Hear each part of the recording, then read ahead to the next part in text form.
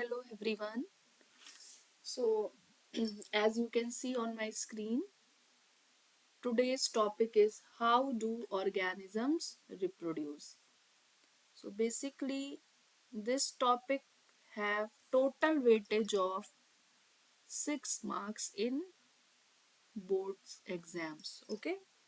So, if we are trying to cover this chapter, just let me set my pen. Okay. Now, fine. So, 6 marks is the total weightage in which there is short answer 1 marks,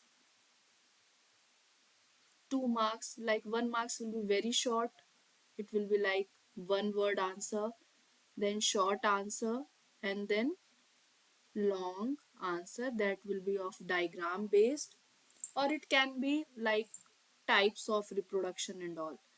So let us start. This is the series of crash course which we are going to start in order to complete the chapters of biology in a quick and rapid way. Basically, it is a kind of revision series. Okay, so we will cover important points, main points, and we will focus on keywords. Everybody know keywords are those things on which you will attain or you will gain marks in board exams. So this slide have all the important points, important terms, important content in point wise, not in paragraph. Okay, so this is one of the most important thing. So let us start. First of all, how do organisms reproduce? So basic definition, reproduction is the ability of living organism to produce living beings similar to themselves. Similar to themselves. It will not be dissimilar. So the process, it is a kind of, you can understand, life process. Life process in which one organism will create another organism, or you can say two organisms will combine and create produce another organism that is of their own kind. Okay, later on we will discuss also that how many parents are involved in this. First is asexual reproduction and second is sexual reproduction. If we understand how many type of reproduction are there, asexual and second is sexual. Now what are the differences between both? Till then, which type of reproduction is this? Dog having two puppies, is it sexual or asexual? Please write in the comment box. Okay.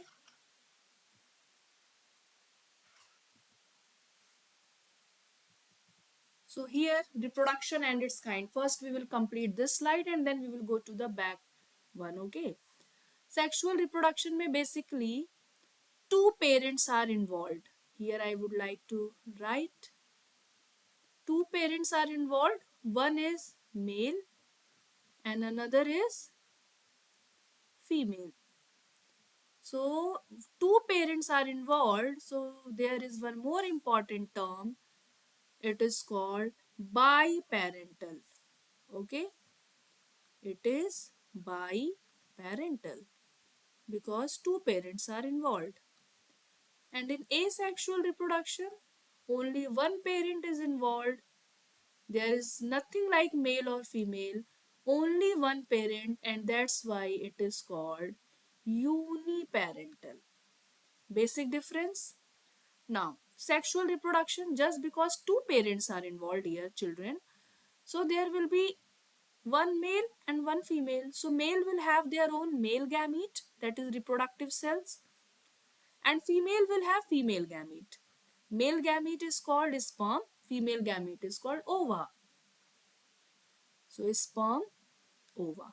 This is male, this is the symbol of male, and this is the symbol of female.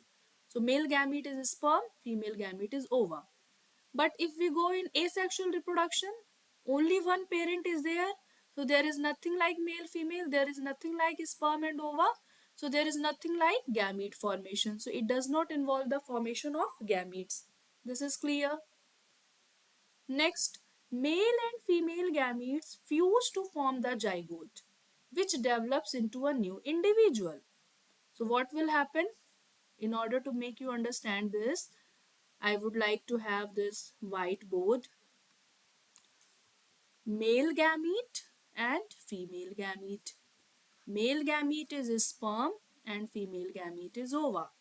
So sperm plus ova, they both will combine with each other. The process is called fertilization.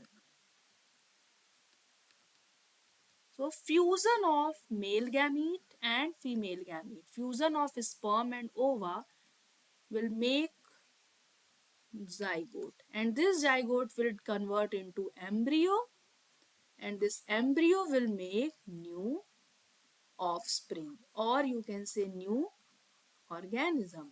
So how many gametes are there? Two gametes are there, and their fusion will happen. Okay. Now, if we talk about asexual reproduction, as we have already discussed, that it is uniparental, so new organisms are formed. Reproduction is happening, it means new organism will form. But there will be no fusion of male and female gamete because there is no male gamete, there is no female gamete. So, division of the parent body. Suppose this is a single parent. This is a single parent because it is uniparental, asexual method. So, parent. So, what it will do? Continuous division will take place. Either it can be divided into two parts or it can be divided into multiple parts. So, reproduction will happen, new offsprings will be formed, but not by fusion of gametes, but by division of their body. Okay, so this is clear. Basic difference between sexual and asexual reproduction. Now, if we go to this slide, second page of NCERT, importance of variation. Now the term is here variation. First, let us understand what is variation. Children, everybody tell me in the chat box that which type of reproduction will produce variation, asexual or sexual. Okay, variation means little difference from their parents. First point gives the answer. Sexual reproduction provides great scope for variation. Why? Because in sexual reproduction, two parents are there. So there will be possibility of two types of characteristics coming from male parents, some characteristic, and some characteristic coming from female parents, like 50% male and 50% female. So what will happen? There will be chances of variation. It will not be photocopy. The new offspring will not be photocopy, or it will not be clone of parents. It will be hybrid mixture. As you can see in your own life also, children are somewhat similar like their mother, somewhat similar like their father. So variation is outcome of sexual reproduction. Variation is very important also. Why? Because survival of species. If all the characteristic of child and parents will be same, so in that case survival will become tough.